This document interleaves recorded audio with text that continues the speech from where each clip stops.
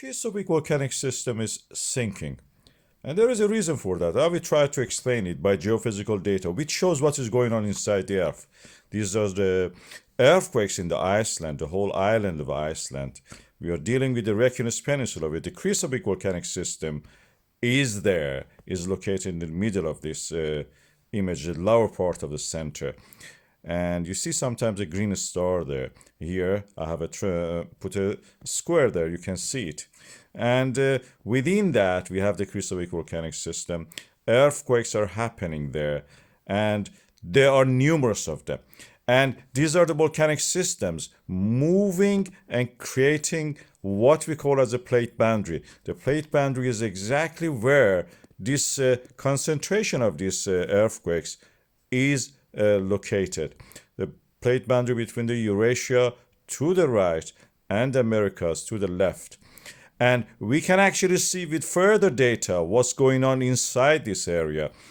For example, this is again the interferometry. You can see that in the central part near that lake where the line is here. I mark it again here. You see some noise pattern is not rising or very much sinking, probably more sinking than rising.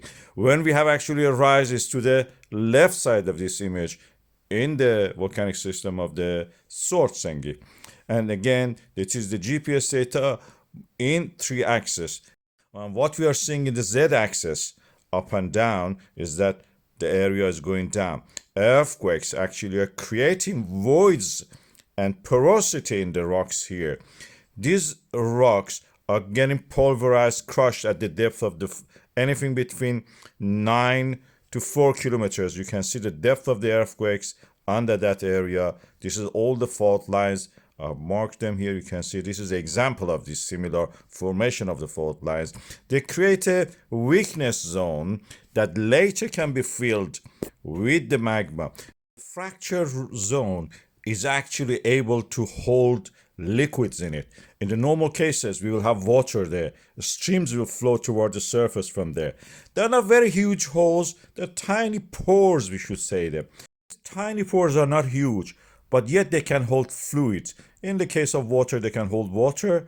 In the case of if it is a magma present in the vicinity of this, can gradually melt them, incorporate them into magma, and form a larger body of molten rock, which we call magma. And this area, due to this shifting, a movement, creates a rift, or as we call a rift valley. The area sinks. You see the lake there? The lake is created because of this. This is what has created our oceans in many ways. And some of the closures of the ocean, when these movements of the faults actually come together. In the Iceland, we have opening up this. And this opening makes the whole earth rise. It will not create a void. It will not create a caldera. The whole earth mantle rises and top part of it melts. And when it can reach the surface, it explodes. It may reach the surface with the explosion or gently flow. This has happened in the past in the Krísuvík volcanic system. We have evidence for that. And this flow creates this kind of lava flows, as we see, volcanism, as we call it. And the evidence for that is all over the place in the Krísuvík volcanic system. In many places on the earth, we have similar situations where the magma has reached the earth surface. These are not creating voids in the ground. The whole earth is rising, reaching the surface. Unlike a caldera. Caldera is the normal stratovolcano. When each stratovolcano is this kind of layered volcano. When the magma leaves the cone of the volcano, the whole cone collapses. And when it collapses into the void, it creates a crater or caldera.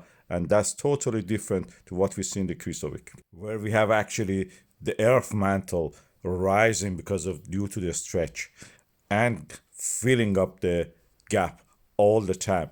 In the caldera, when the magma chamber emptied, that's it. A void is created and the whole volcano collapses into it, forming what we call as a caldera.